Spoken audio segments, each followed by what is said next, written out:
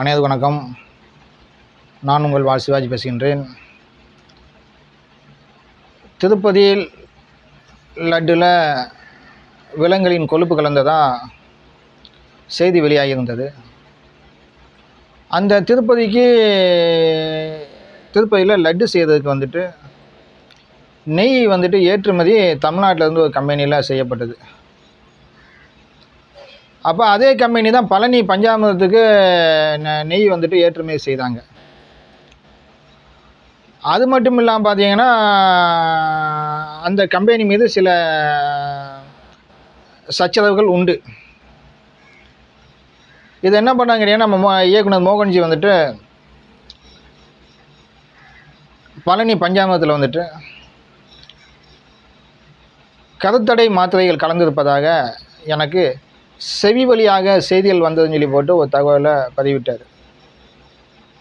அது பதிவிட்டாப்புல அப்போ இவங்க என்ன சொல்லணும், ஹெச்ஆர்என்சி இந்து அறநிலையத்துறை அமைச்சர் சேர்பாபு அண்ணா என்ன சொல்லணும்னு கேட்டிங்கன்னா, கருத்தடை மாத்திரையை பழனி பஞ்சாமிர்தத்தில் கலக்க வாய்ப்பு இல்லை, இது ஒரு போலியான குற்றச்சாட்டுன்னு சொல்லி போட்டு அவர் வெளிப்படையாகவே ஒரு பேட்டி கொடுத்துருக்கணும், ஒரு அறிக்கை வெளியிட்டிருக்கணும். ஒரு சந்தேகம்னா கேட்குறது சகஜம் தானே. அப்போ சந்தேகத்தை கேட்டால் கைது பண்ணால் என்ன அதுன்னு சொல்லுங்கள் பார்க்கலாம். அப்போ பழனி பஞ்சாமிர்தத்தில் கருத்தடை மாத்திரை கலக்கவில்லை அப்படிங்கிறது தான் இந்து அறநிலையத்துறை சொல்லணும். ஏன்னா இந்து அறநிலையத்துறை தமிழ்நாட்டில் திராவிட அறநிலையத்துறையை செயல்படுது. இது ஒரு இந்து விரோத ஒரு அரசு தான். இதை சொன்னாலும் சொல்லாட்டியும் கூட இது இந்து விரோத அரசு தான், புரியுதுங்களா. இப்போ அந்த இயக்குனர் மோகன்ஜி கைது பண்ணதுக்காக பார்த்தீங்கன்னா, பாமக நிறுவனர் ஐயா மருத்துவர் ராமதாஸ் அவர்கள் ஒரு அறிக்கை வெளியிட்டிருக்காங்க. இந்த கைது ஒரு புரியாத விதமாக நடந்த கைது, ஒரு அறியாமையில் காவல்துறை கைது செய்யுதுன்னு சொல்லி போட்டு ஐயா வெளியிட்டிருக்காரு. ஐயாவோட கருத்தை நானும் அப்படியே வழிமொழிகிறேன், வரவேற்கிறேன். எனவே இயக்குனர் மோகன்ஜி கேள்வி கேட்டதுக்கு நீங்கள் பதில் சொல்லணும். பதில் சொல்ல முடியல அப்படின்னா நீங்கள் விட்டுறணும். அதை விட்டுட்டு நீங்கள் கைது பண்ணிங்கன்னா இது சரியானது இல்லை, இது கண்டனத்துக்குரியது. அது மட்டும் இல்லாமல் பார்த்தீங்கன்னா, ஏன் இந்து விரோத திமுகன்னு சொல்லி சொல்கிறேன்னு கேட்டிங்கன்னா, இன்றைக்கி திருப்பதி லட்டு குறித்து நிறைய விவாதங்கள் போயிட்டுருக்கு. அந்த திருப்பதி லட்டு குறித்து கேலி கிண்டல் விமர்சனம் யார் பண்ணுறாங்க, ரொம்ப கேலி பண்ணுற யார் பண்ணுறாங்க கேட்டிங்கன்னா, திமுக பண்ணுது, திக பண்ணுது. பரிதாபங்கள்னு சொல்லி போட்டு யூடியூப் சேனலில் பார்த்தீங்கன்னா, அந்த திருப்பதி லட்டை வச்சு ஒரு நகைச்சுவை, ஒரு இந்துக்கள் மனசை எந்த அளவுக்கு புண்படுத்த முடியுமோ அந்த அளவுக்கு புண்படுத்திட்டு இருக்கான். ஏன்னா வார்த்தா அப்படி அடுத்தவங்களாம் பலவனுக்கு முந்தானையை வச்சு பெற்றுப்பா போல். ஆனால்தான் இந்த 140 கோடி இந்துக்களோட மனசு புண்படும்படியாக அவன் செய்தியை போட்டிருக்கான். இப்படி தமிழகத்தில் திருப்பதி லட்டை இந்துக்களோட பிரசாதத்தை கேலி கிண்டல் செய்து பதிவிடுறவங்கள ஏன் திமுக அரசு கைது பண்ணலை? மோகன்ஜியை கைது பண்ணீங்க, சரி நீ கைது பண்ணிட்டீங்க, ஏன் மற்றவங்கள கைது பண்ண வேண்டியானே? ஏன் கைது பண்ண மாட்டேன்றீங்க? உங்களுக்கு இந்து விரோத திமுக அரசு சொன்னால் உடனே கோபம் வருது. உடனே பழனியில் ஒரு மாநாடு போட்டுருதீங்க, முருக பக்தர்கள் மாநாடு. அந்த மாநாடு எங்களையில் கூப்பிடணும், எல்லாம் திமுக சொம்பாக கூப்பிட்ருக்கீங்க நீங்கள், எல்லாம் திராவிட செம்புகள் அப்படி கூப்பிட்ருக்கீங்க நீங்கள். அதனால் பார்த்தீங்கன்னா, நீங்கள் உண்மையை நீங்கள் சொல்லுங்கள். அரசாங்கம் உண்மையை சொல்லணும், புரியுதுங்களா. அதை விட்டு நீங்கள் பொய் செய்தி பரப்பிட்டுருக்கவங்க யாருங்க, திமுக தான் பொய் செய்தி பரப்பிட்டுருக்கு. திமுகவில் உள்ளவங்க பார்த்தீங்கன்னா திருப்பதி லட்டு குறித்து மிக கேவலமான முறையில் விமர்சனம் பண்ணுறாங்க. அவங்கள முதல்ல கைது பண்ணுங்கள். அடுத்து பார்த்தீங்கன்னா, மானமுள்ள மலையாளி, மன்னிக்கணும், மானமுள்ள தெலுங்கர்கள், மானங்கட்ட தமிழர்கள், இப்படி தான் நான் இன்றைக்கி என்னோடய பேச்சு அப்படி தான் இருக்குது. ஏன்னு கேட்டிங்கன்னா, திருப்பதி லட்டு குறித்து பார்த்தீங்கன்னா, திருப்பதி லட்டு பிரசாதம் குறித்து கேலி செய்த கார்த்திக் மன்னிப்பு கேட்டிருக்கான். யார்கிட்ட? ஆந்திராவில் உள்ள துணை முதல்வர் பவன் கல்யாண் என்ற பவர் கல்யாண். கார்த்திகை தமிழ்நாடு அரசு ஏன் கைது பண்ணல? மோகன்ஜியை கைது பண்ணீங்களே, ஏன் கார்த்திகை கைது பண்ணல? அடுத்து பிரகாஷ்ராஜ், அவரும் மன்னிப்பு கேட்டிருக்காப்புல. எங்கே? பவன் கல்யாணம் விட்ட நான் பேசுன தவறு என்ன மன்னிச்சுவோங்க, தவறுதலாக பேசுகிறேன்னு மன்னிப்பு கேட்டிருக்காப்புல. எப்படி? கூனி குறுகி. அப்போ ஒரு மானமுள்ள தெலுங்குகிட்ட மானமுள்ள தமிழன் மன்னிப்பு கேட்டிருக்கான். நீங்கள் மானமுள்ள தமிழர் இறையாண்மை உள்ள அரசு திமுக அரசுனா கார்த்திக் வந்துட்டு ஒரு இந்து மதத்தை கிண்டல் பண்ணதுக்காக முதல்ல கார்த்திகை நீங்கள் கைது பண்ணியிருக்கோம், பிரகாஷ்ராஜை கைது பண்ணியிருக்கோம். ஆனால் நீங்கள் பண்ணலை. இப்போ திமுகக்குள்ளேருந்து நிறைய பேர் பார்த்தீங்கன்னா கேலி கிண்டல் பண்ணுற எல்லாம் பார்த்தீங்கன்னா கிறிஸ்தவ முஸ்லீம்களாக தான் இருக்காங்க திமுகலேருந்து. அவங்களையும் நீங்கள் கண்டிக்கலை. ஆனால் இந்துக்களுக்கு ஒன்று இந்துக்களுக்கு கெட்டதுன்னு சொல்லி போட்டு ஒரு குரல் கொடுத்தா அப்படின்னா உடனே கைது பண்ணுறீங்க. இது எந்த விதத்தில் நியாயம்? இது இந்து விரோத அரசு தானே இது. ஒரு மானமுள்ள தெலுங்குகிட்ட வந்துட்டு ஆந்திரா தெலுங்கர் என்ன மானமுள்ள தெலுங்குகிட்ட வந்துட்டு மானமுள்ள மானங்கட்ட தமிழ் வந்து மன்னிப்பு கேட்டிருக்கான். யார்? கார்த்திக், பிரகாஷ்ராஜ் போன்ற பேரெல்லாம் மன்னிப்பு கேட்டிருக்கானுங்க. திருப்பதி பிரசாதம் வந்து கேள்வி பண்ணதுக்காக. ஆனால் இங்கே உள்ள தமிழர்கள் என்ன பண்ணுறோம், இவனை பேச விட்டு வேடிக்கை பார்த்துட்டு இருக்கோம். அதுக்காக அவனை அடின்னு சொல்லி சொல்லலை. மெய்யழகன்னு சொல்லிவிட்டு கார்த்திகோட படம் ரிலீஸ் ஆகுது. அந்த படத்தை காசு கொடுத்து பார்க்காத, அவனோட பொருளாதாரத்தை முதல்ல அடி.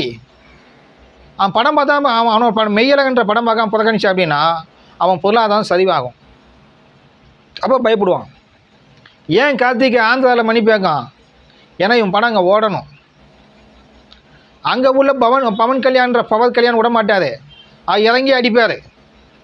ஆனால் இங்கே வந்து இந்துக்கள்னு சொல்லிட்டு இருக்கக்கூடிய விஜய் போன்றவங்க கண்டனம் தெரிவிக்கலை. யார்? இளைய தளபதி. அவர் யாருக்கு இளைய தளபதியாக இருந்தாலும் தெரியல, அது பொண்டாட்டிக்கு இளைய தளபதியாக இருந்தாதான்னு தெரியல எனக்கு ஒன்று. அவர் கூட கண்டனம் தெரிவிக்கலை. எடப்பாடி கூட கண்டனம் தெரிவிக்கலை. ஆனால் அங்கே உள்ளவங்க கண்டனம் தெரிவிச்சிருக்காரு. யார்? துணை முதலமைச்சர். இங்கே உள்ள துணை முதலமைச்சர் உதயநிதி ஸ்டாலின் என்ன பண்ணுறாரு? பேசிட்டு வேடிக்கை பார்க்காரு. இவங்கெல்லாம் வந்துட்டு மானமுள்ள தமிழர்களாம். இவங்க தான் மானங்கட்ட தமிழர்கள். மானமுள்ள தெலுங்குகள் வந்துட்டு அவன் தான் மானமுள்ள தமிழன். என்ன வைணவம் வந்து யாருக்கு சொந்தமானது? தமிழர்களுக்கும் சொந்தமானது தான். என்ன இது போன்ற சூழலில் தான் அடுத்து இப்போ எல்லாம் கார்த்திக் மன்னிப்பேற்றுருக்கேன், பிரகாஷ்ராஜ் மன்னிப்பேற்றுருக்கேன். அடுத்து பரிதாபங்கள்னு ஒரு சேனல். அந்த சேனலில் இந்துக்கள் குறித்து தவறான காணொலி வெளியிட்டதுக்காக அந்த காணொலி முழுக்க நீக்கியிருக்காங்க, மன்னிப்பேற்றுருக்காங்க. ஆனால் திமுக அரசு இது வரைக்கும் பார்த்தீங்கன்னா இயக்குனர் மோகன்ஜியை கைது பண்ணாங்கல்ல, இது வரைக்கும் வேறு யாரும் இவங்க கைது பண்ணலை. இந்த திகாவில் உள்ளவங்களாம் என்ன சொல்கிறாங்க கேட்டிங்கன்னா, கொழுப்பு நெய் தானே அப்படின்றாங்க, மாட்டு கொழுப்பு நெய் தானே அப்படின்றாங்க. அதை ஒருத்தர் பயங்கரமாக பேசியிருக்காப்புல. மாடை பால் நெய் எதுலேருந்து வருது? நெய் வெண்ணெயிலேருந்து வருது. வெண்ணெய் எதுலேருந்து வருது? தயிர்லேருந்து வருது. தயிர் எதுலேருந்து வருது? பால்லேருந்து வருது. பால் எதுலேருந்து வருது? மாட்டுலேருந்து வருது. அப்போ இந்த மாட்டை வெட்டி உள்ள கொழுப்பு எடுத்து சாப்பிட்டா என்ன, அதுவும் நெய் தானேன்னு சொல்லியிருக்காப்புல. நான் கேட்குறேன், திமுகவோட முதலமைச்சர் இருக்காங்கல்ல, இல்லை திமுகவில் உள்ள ஏனைய பேர் இருக்கீங்கல்ல, நீங்கள் உங்கள் வீட்டிலேருந்து மாட்டுக்கொழுப்பு போட்டு நெய்க்கு போல் சாப்பிட வேண்டியானே? உங்கள் வீட்டில் நீங்கள் வந்துட்டு பிரியாணி செய்வீங்க, என்ன அடுத்து சக்கரை பொங்கல் செய்வீங்க, இல்லை கேசரி செய்வீங்க, இல்லை சாம்பார் செய்வீங்க, இல்லை சுவையான நெய் பொங்கல் வெண்பொங்கல் செய்வீங்க. இப்படி ஏதாவது ஒன்று செய்வீங்கல்ல, இதில் நீங்கள் நெய்யை ஊற்றுவீங்க, மாட்டுக்கொழுப்பு போட வேண்டியானே? இதில் இந்த கம்பம் உசேனா எவனோ ஒரு திமுககாரன், அவன் பெரிய அளவில் இந்த நெய் ஊற்றி பேசிகிட்டு இருக்கான். நான் என்ன கேட்குறேன், நீ பாயெலாம் பிரியாணி செய்தியல்ல, மட்டன் பிரியாணி சிக்கன் பிரியாணிலாம் செய்தியல்ல, பீஃப் பிரியாணிலாம் செய்தியல்ல, கடைசியில் நெய் ஊற்றுவில்ல, அந்த நெய்யை ஊற்றாத, இந்த மாட்டு கொழுப்பு வாங்கி போடு, நெய்யாகிடும். மாட்டு கொழுப்பு போடு, எதுக்கடா உனக்கு நெய்? பின்ன நெய் தேவையில்லையே. இது சுகி சிவம் பெரிய ஆன்மீக பேச்சாளர், திமுக அடிமை, அந்த அளவு கூட அமைதியாக இருக்கான். புரியுதுங்களா? அதனால் பேசும்போது பார்த்து பேசுங்க, எல்லா மனசும் புண்படக்கூடாது. உங்கள் மதம் உங்களுக்கு பேசுனா உங்கள் மதத்தை நீங்கள் வச்சுக்கோங்க. என்ன அடுத்த மதத்தில் மூக்க நுழைக்காதீங்க. இந்துக்கள் ஏதாவது அடுத்த மதத்தில் மூக்க நுழைக்காங்களா? கிடையாது. நீங்கள் தான் வந்துட்டு இந்து மதத்தில் மூக்க நுழைக்கிங்க. தமிழ்நாட்டில் உள்ள எல்லா தலைவரும் ஒன்று சொல்கிறேன் கேட்டுவாங்க, பவன் கல்யாணமாக எல்லாம் செயல்பட்டீங்க அப்படின்னா இந்த தமிழ்நாட்டில் மதவாதம் துடை தெரியப்படும். தெளிவாக தெரிஞ்சவங்க. நான் அதுக்காக தான் பேசிகிட்டு இருக்கேன். என்ன நானும் இந்து தான், ஆனால் முஸ்லீமை கேவலமாவோ கிறிஸ்டின் கேவலமாவோ இது நான் பேசுனதில்ல, பேச மாட்டேன். ஆனால் அவங்க இந்து மதத்தை பேசும்போது நம்ம பதிலடி கொடுக்க வேண்டிய சூழல் நம்ம தள்ளப்படுறோம். புரியுதுங்களா?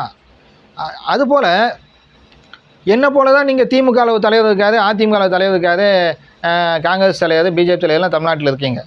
எல்லா தலைவரும் என்ன பண்ணுன்னு கேட்டிங்கன்னா, ஒரு மதத்தை ஒருத்தன் கொச்சைப்படுத்தி பேசணும் அப்படின்னா அவன் அந்த அவனை நீங்கள் பிடிச்சி உள்ளே போடணும், இல்லை அவன் மேலே நீங்கள் தேசிய பாதுகாப்பு சட்டம் மாதிரி போட்டு விட்டீங்க அப்படின்னா அமைதியாக போய்டும். தமிழ்நாட்டில் தலைவர் எல்லாமே முதல்ல ஒரு மதத்தை பற்றி இன்னொருத்தரை வந்து குறை சொல்லாமல் பார்த்துக்கோங்க, அதான் நல்லது. இப்போ துர்காம்மா வந்துட்டு